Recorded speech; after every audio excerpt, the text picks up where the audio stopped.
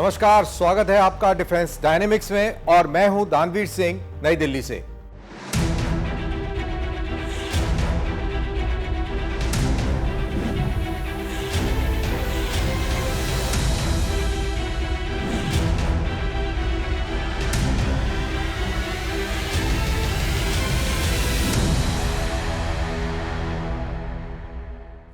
इस हफ्ते हम बात करेंगे भारत के डिफेंस लैंडस्केप में उभर रही एक शांत लेकिन महत्वपूर्ण क्रांति की।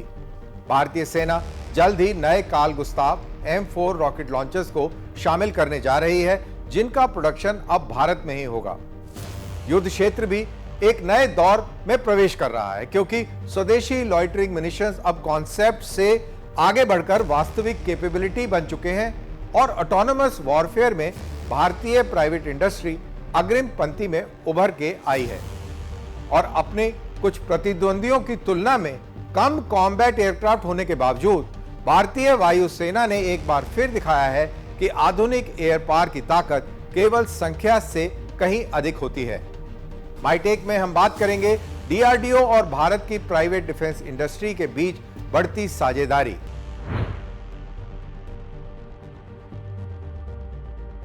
भारतीय सेना चुपचाप अपनी इन्फेंट्री के सबसे भरोसेमंद वेपन सिस्टम में से एक को और मजबूत बना रही है।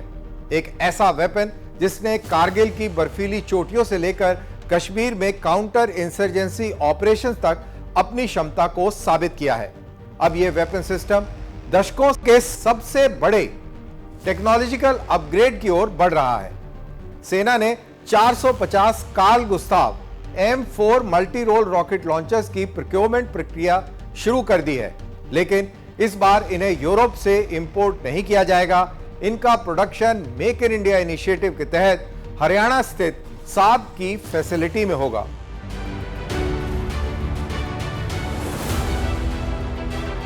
आधुनिक बैटलफील्ड में स्पीड, मोबिलिटी और वर्सटैलिटी सबसे अहम है। चाहे लड़ाई डेंस अर्बन टेरेन में हो, माउंटेन बॉर्डर्स पर या फोर्टिफाइड एनिमी पोजीशंस के खिलाफ इन्फेंट्री यूनिट्स को ऐसे वेपन की जरूरत होती है जो हैवी आर्टिलरी फायर पर निर्भर हुए बिना कई तरह के टारगेट्स को न्यूट्रलाइज कर सके। इसका जवाब लंबे समय से Carl Gustaf recoilless weapon system रहा है। 7 दशक पहले स्वीडन में विकसित किया गया कार्ल गुस्ताव लगातार अपग्रेड होते हुए दुनिया के सबसे सफल इन्फेंट्री सपोर्ट वेपन में से एक बन चुका है। आज इसका इस्तेमाल भारत समेत 40 से ज्यादा देशों की आर्म्ड फोर्सेस कर रही हैं। अब भारतीय सेना इसकी लेटेस्ट जनरेशन का कार्ल गुस्ताव मार्क 4 यानी M4 को शामिल करने की तैयारी कर रही है। सेना ने 450 लॉन्चर्स की प्रोक्योरमेंट के लिए रिक्वेस्ट फॉर प्रपोजल जारी किया है। इसके साथ advanced fire control sights, accessories, spare parts और कॉम्प्रिहेंसिव लाइफ साइकिल सपोर्ट भी शामिल हैं। पिछले प्रोक्योरमेंट के विपरीत इस बार इन लॉन्चर्स का प्रोडक्शन हरियाणा स्थित साब की मैन्युफैक्चरिंग फैसिलिटी में होने की उम्मीद है। ये भारत के डिफेंस मैन्युफैक्चरिंग की दिशा में एक और महत्वपूर्ण कदम होगा। ये पहल सरकार के मेक इन इंडिया और आत्मनिर्भर भारत इनिशिएटिव को मजबूती देने के साथ ओवरसीज प्रोडक्शन पर निर्भरता भी कम करेगी। M4 केवल एक अपग्रेड नहीं है, बल्कि कार्ल गुस्ताव फैमिली की पूरी तरह नई जनरेशन है। इसका वजन 7 किलोग्राम से भी कम है, जो पुराने वेरिएंट्स की तुलना में लगभग 3 किलोग्राम हल्का है। इसके हाई एल्टीट्यूड और लंबे कॉम्बैट मिशंस में तैनात इन्फेंट्री सोल्जर्स के लिए ले जाना और इस्तेमाल करना कहीं आसान हो जाता है। इसकी कार्बन फाइबर कंस्ट्रक्शन पोर्टेबिलिटी को बेहतर बनाती है, जबकि ड्यूरेबिलिटी से कोई समझौता नहीं करती। साथ ही modern digital interface, advanced optical sights और भविष्य के स्मार्ट एम्युनिशन के इंटीग्रेशन की सुविधा भी देते हैं। लेकिन कार्ल गुस्ताव को वास्तव में खास सिर्फ उसका हल्का वजन नहीं, बल्कि इसकी बहुमुखी प्रतिभा बनाती है। Single purpose anti tank weapons के विपरीत M4 कई तरह के एम्युनिशन फायर कर सकता है, जिससे एक ही लॉन्चर से युद्ध क्षेत्र में कई भूमिकाएं निभाई जा सकती हैं।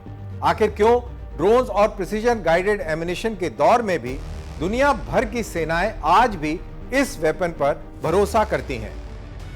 कार्ल गुस्ताव M4 को सिर्फ एक रॉकेट लॉन्चर नहीं, बल्कि एक कंप्लीट इन्फेंट्री सपोर्ट सिस्टम माना जाता है। इसकी एमिनिशन फैमिली में टैंक्स और आर्मर्ड व्हीकल्स को नष्ट करने वाले एंटी आर्मर राउंड्स, बंकर और फोर्टिफाइड पोजीशंस के लिए हाई एक्सप्लोजिव एमिनिशन, अर्बन वॉरफेयर के लिए एंटी स्ट्रक्चर राउंड्स, कंसीलमेंट के लिए स्मोक राउंड्स, नाइट ऑपरेशंस के लिए इल्यूमिनेशन राउंड्स और कवर के पीछे मौजूद एनिमी ट्रुप्स को निशाना बनाने वाले प्रोग्रामेबल एयर बर्स्ट एमिनिशन शामिल हैं। यही फ्लेक्सिबिलिटी इन्फेंट्री कमांडर्स को वेपन सिस्टम बदले बिना बैटलफील्ड की बदलती परिस्थितियों के अनुसार तुरंत प्रतिक्रिया देने की क्षमता देती है। ये लॉन्चर 1 किलोमीटर से अधिक दूरी तक टारगेट्स को एंगेज कर सकता है, जबकि इसके latest fire control systems first round hit probability को काफी बढ़ाते हैं। भारत के लिए ये क्षमताएं खास तौर पर western front, line of control और चाइना के साथ हिमालयन बॉर्डर जैसे अलग-अलग ऑपरेशनल एनवायरनमेंट्स में बेहद महत्वपूर्ण हैं। मॉडर्न इन्फेंट्री को आज ऐसे वेपन की जरूरत है जो हल्का हो, भरोसेमंद हो और अलग-अलग कॉम्बैट सिचुएशंस में प्रभावी साबित हो। नया कार्ल गुस्ताव M4 इन सभी जरूरतों को पूरा करता है। अपने पुराने मॉडल्स की तुलना में यह काफी हल्का है और इसे कैरी करना भी आसान है। यही वजह है कि यह हाई ऑल्टीट्यूड ऑपरेशंस और लंबे मिशंस के लिए बेहद उपयुक्त माना जा रहा है। कार्ल गुस्ताव M4 कई तरह के एम्यूनेशन सपोर्ट करता है। इसकी मदद से सैनिक बंकर्स और आर्मर टारगेट्स पर हमला कर सकते हैं। साथ ही बैटलफील्ड को रात में भी एल्यूमिनेट कर सकता है। अब इसका निर्माण भारत में भी शुरू हो चुका है। ऐसे में कार्ल गुस्ताव M4 भारतीय सेना की फायर पावर और ऑपरेशनल फ्लेक्सिबिलिटी को और मजबूत करने के लिए तैयार है, खासकर उन चैलेंजिंग टेरेन्स में जहां सेना को कठिन परिस्थितियों में काम करना पड़ता है। Indigenous rifles, next generation body armour और भारत में ही निर्मित रॉकेट लॉन्चर्स तक भारतीय सेना का इन्फेंट्री मॉडर्नाइजेशन लगातार गति पकड़ रहा है और भविष्य का बैटलफील्ड उसी सैनिक का होगा जो तेजी से आगे बढ़ सकेगा, ज्यादा दूर तक देख सकेगा और अधिक प्रभावी तरीके से हमला कर सकेगा। तो कार्ल गुस्ताव M4 भारतीय सेना के सबसे महत्वपूर्ण फोर्स मल्टीप्लायर्स में से एक बन जाएगा।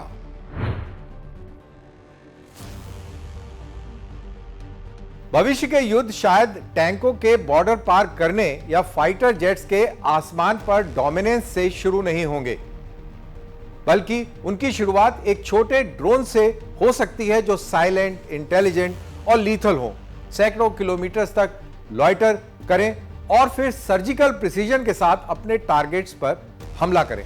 यूक्रेन से वेस्ट एशिया तक लॉइटरिंग मिनिशंस ने वॉरफेयर की प्रकृति को पूरी तरह से बदल दिया है और भारत ने भी इस बदलाव को गंभीरता से लिया है।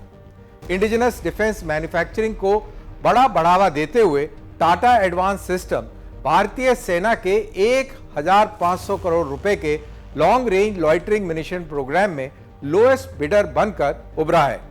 इस ऑर्डर को नाइफ डिफेंस के साथ साझा किया जाने की उम्मीद है।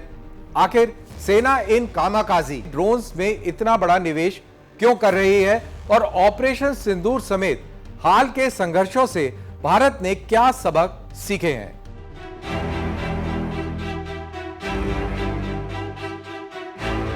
बैटलफील्ड तेजी से ऑटोनोमस होता जा रहा है। मिसाइल लॉन्च होने या आर्टिलरी फायर से पहले कमांडर्स अब ऐसे persistent ice in the sky चाहते हैं जो टारगेट्स को डिटेक्ट, आइडेंटिफाई, ट्रैक और जरूरत पड़ने पर सोल्जर्स को खतरे में डाले बिना नष्ट भी कर सके। यहीं लॉइटरिंग मिनिशंस की भूमिका अहम हो जाती है। कन्वेंशनल ड्रोन्स जो सर्वेलेंस मिशन के बाद वापस लौट आते हैं या मिसाइल्स जो तुरंत टारगेट पर हमला कर देते हैं, उनसे अलग लॉइटरिंग मिनिशंस दोनों क्षमताओं को एक साथ जोड़ता है। ये लंबे समय तक एयरबोर्न रह सकता है, टारगेट्स की तलाश कर सकता है, रियल टाइम में अपडेटेड कोऑर्डिनेट्स प्राप्त कर सकता है और सही अवसर मिलने पर प्रिसीजन स्ट्राइक भी कर सकता है। इनकी बढ़ती अहमियत को देखते हुए भारतीय सेना ने अपने सबसे बड़े इंडिजिनस ड्रोन प्रोक्योरमेंट प्रोग्राम्स में से एक की शुरुआत की है। करीब 1500 करोड़ रुपए के इस कॉन्ट्रैक्ट के तहत सेना को सैकड़ों लॉन्ग रेंज लॉइटरिंग मिनिशंस मिलने की उम्मीद है जो फॉरवर्ड बैटल एरिया से काफी आगे तक टारगेट्स पर स्ट्राइक कर सकेंगे।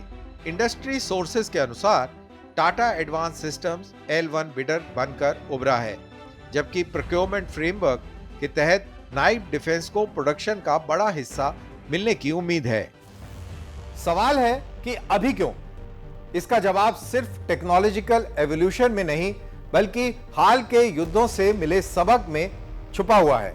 चाहे यूक्रेन हो, नगार्नो काराबाख या फिर भारत का अपना ऑपरेशन सिंदूर। एक बात अब बिल्कुल स्पष्ट हो चुकी है, जो पक्ष पहले टारगेट को डिटेक्ट करता है और पहले डिस्ट्रॉय करता है, वही अक्सर बैटलफील्ड में बढ़त हासिल करता है। लॉइटरिंग म्यूनिशंस 21वीं सदी के वॉरफेयर के सबसे निर्णायक वेपन्स में से एक बन चुके हैं। ये enemy radar stations, command post, artillery batteries, air defence systems, logistic hubs और यहां तक कि मूविंग आर्मर्ड व्हीकल्स को बेहद सटीकता के साथ लोकेट और डिस्ट्रॉय कर सकते हैं।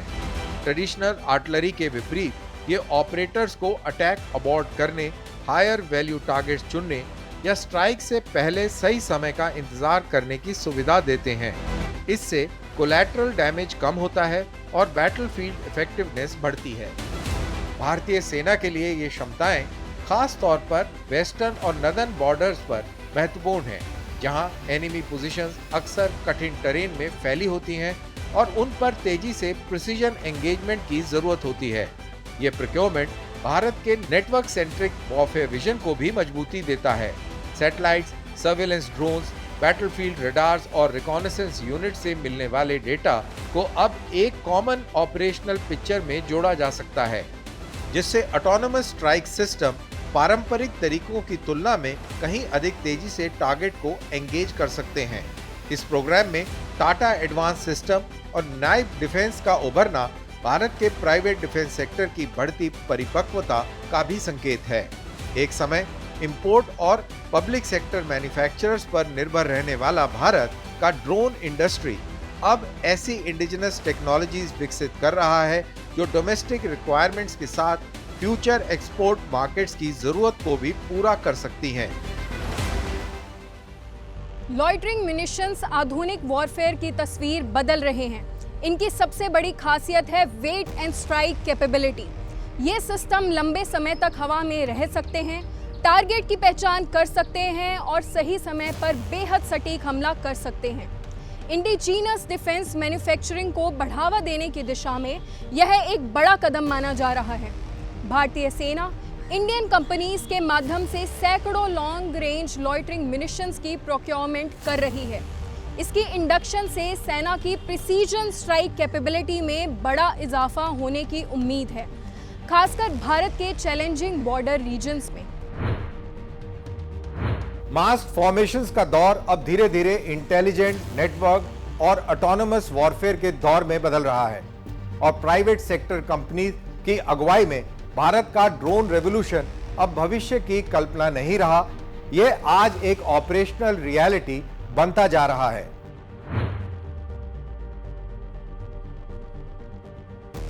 कई सालों से एशिया की एयर पार पर एक बात सबसे ज्यादा चर्चा में रही है। चीन के पास ज्यादा फाइटर्स हैं, ज्यादा बॉम्बर्स हैं, ज्यादा एयर बेसेस हैं और ज्यादा एयरक्राफ्ट हैं। तो क्या इसका मतलब यह है कि पीपल्स लिबरेशन आर्मी एयरफोर्स यानी PLAF अपने आप भारतीय वायुसेना से ज्यादा मजबूत है? जरूरी नहीं। एक नई ग्लोबल एयर पावर असेसमेंट में इंडियन एयरफोर्स को दुनिया में 6ठा स्थान मिला है और ओवरऑल इफेक्टिवनेस के मामले में उसे चाइना की PLAF से आगे रखा गया है। ये रैंकिंग चर्चा का विषय बनी है क्योंकि कागज पर चीन का एयर आर्म काफी बड़ा है, तो फिर ये अंतर क्यों है? ये रैंकिंग असल में किन चीजों को मेजर करती है और क्या इसका मतलब है कि इंडियन एयरफोर्स ने अपनी पुरानी चुनौतियों को दूर कर लिया है?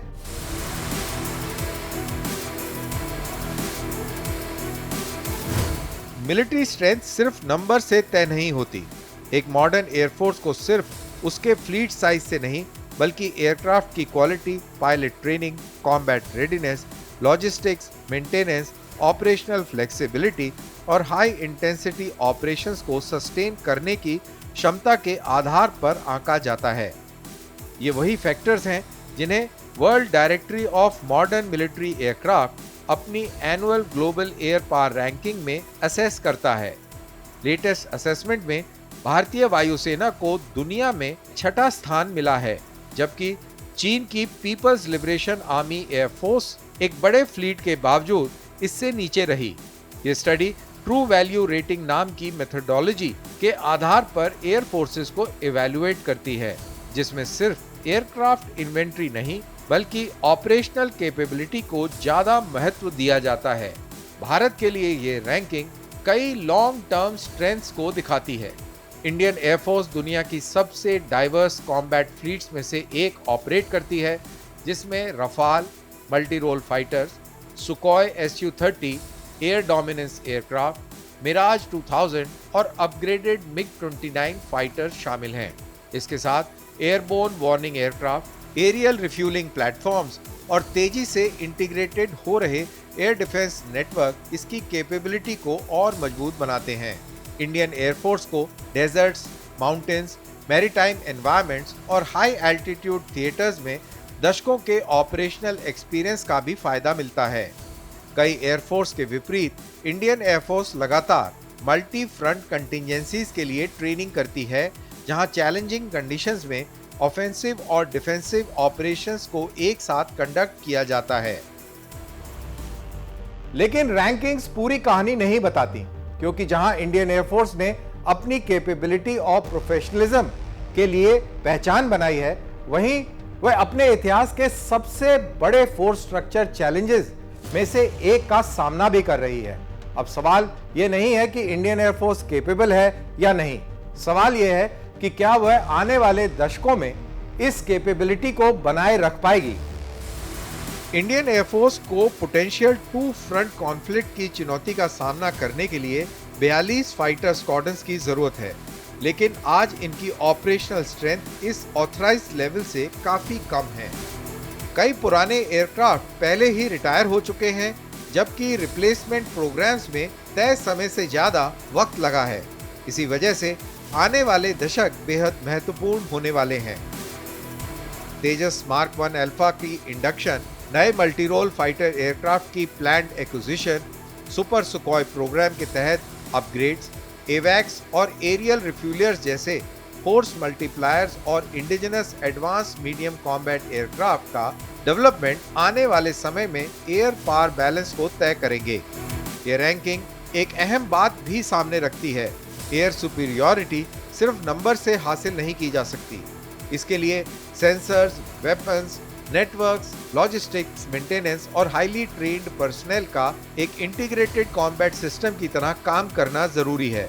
हाल के ऑपरेशंस ने दिखाया है कि rapid decision making, precision targeting और इफेक्टिव कमांड एंड कंट्रोल कई बार न्यूमेरिकल एडवांटेज पर भारी पड़ सकते हैं। भारत के लिए ये रैंकिंग इंडियन एयरफोर्स के प्रोफेशनलिज्म, ऑपरेशनल रेडीनेस और कॉम्बैट इफेक्टिवनेस की पहचान है।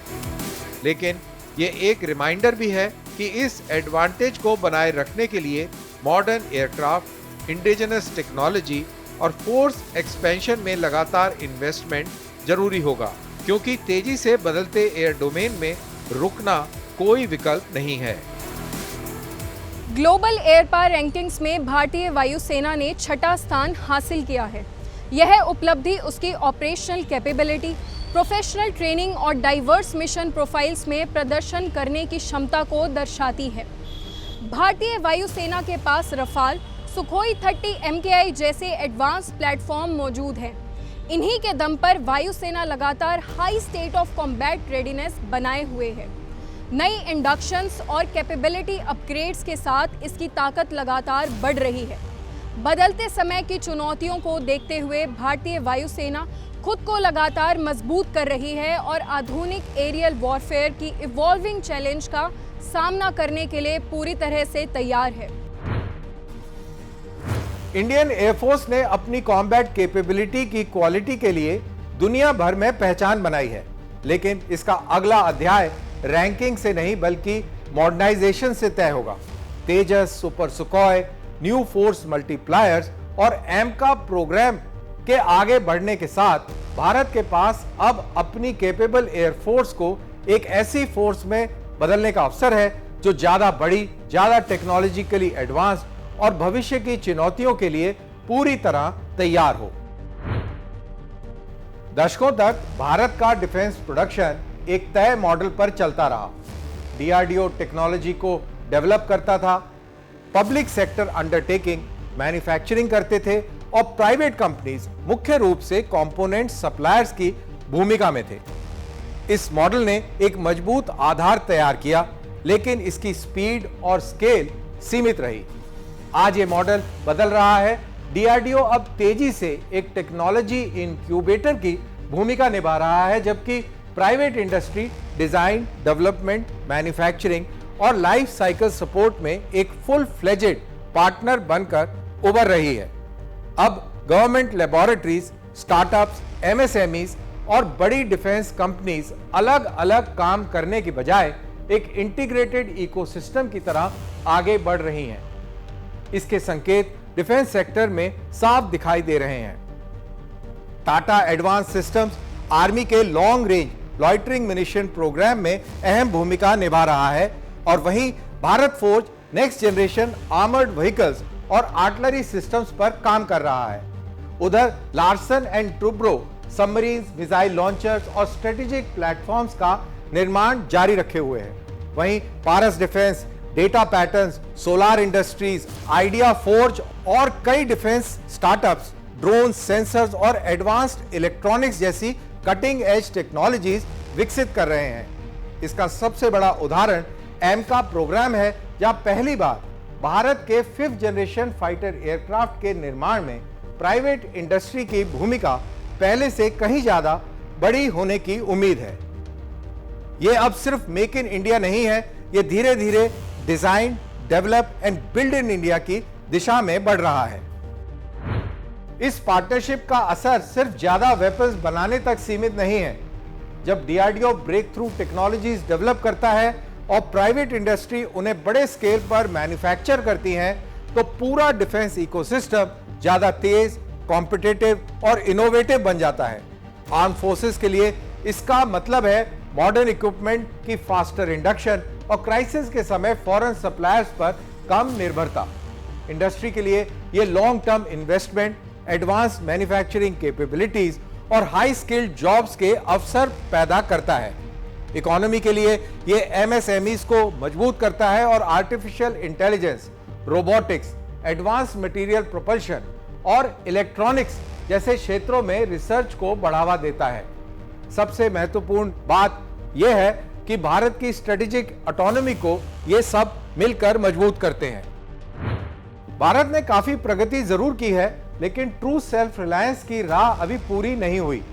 पहली प्राथमिकता होनी चाहिए डीआरडीओ प्रोटोटाइप्स के सफल होने से लेकर मिलिट्री सर्विस में उसकी इंडक्शन तक का समय कम करना। दूसरा, प्रोक्योरमेंट प्रोसीजर्स को तेज और प्रिडिक्टेबल बनाना होगा ताकि इंडस्ट्री भरोसे के साथ इन्वेस्टमेंट कर सके। तीसरा, artificial intelligence, autonomous systems, quantum technologies, electronic warfare और नेक्स्ट जनरेशन प्रोपल्शन पर काम कर रहे डिफेंस स्टार्टअप्स के लिए ज्यादा फंडिंग की जरूरत है। चौथा, एक्सपोर्ट्स को स्ट्रेटेजिक ऑब्जेक्टिव बनाना होगा। बड़ा एक्सपोर्ट मार्केट प्रोडक्शन कॉस्ट को कम करेगा, प्रोडक्ट क्वालिटी को बेहतर बनाएगा और भारत के जियोपॉलिटिकल इन्फ्लुएंस को बढ़ाएगा। और सबसे जरूरी, कोलैबोरेशन सिर्फ प्रोजेक्ट्स तक सीमित नहीं रहना चाहिए। DRDO, arm forces, academia, private industry और स्टार्टअप्स को डेवलपमेंट के शुरुआती चरण से ही साथ में काम करना होगा। भविष्य का बैटलफील्ड किसी एक ऑर्गेनाइजेशन से नहीं जीता जाएगा, इसके जीतने के पीछे एक इकोसिस्टम होगा। एक ऐसा इकोसिस्टम जहां साइंटिस्ट इनोवेशन करेंगे, इंडस्ट्री मैन्युफैक्चरिंग करेगी और सोल्जर्स वैलिडेशन देंगे और गवर्नमेंट इनेबलर की भूमिका निभाएगी। भारत का डिफेंस मॉडर्नाइजेशन अब सिर्फ बेहतर वेपन्स हासिल करने तक सीमित नहीं है। ये एक ऐसा इकोसिस्टम तैयार करने की दिशा में है जहां रिसर्च, इनोवेशन, मैन्युफैक्चरिंग और मिलिट्री रिक्वायरमेंट्स एक साथ आगे बढ़े। तो इसी के साथ आज के इस एपिसोड में बस इतना ही। अगले हफ्ते फिर मुलाकात होगी नई डिफेंस स्टोरीज और उनके एनालिसिस के साथ। तब तक आप दीजिए मुझे इजाजत। जय हिंद।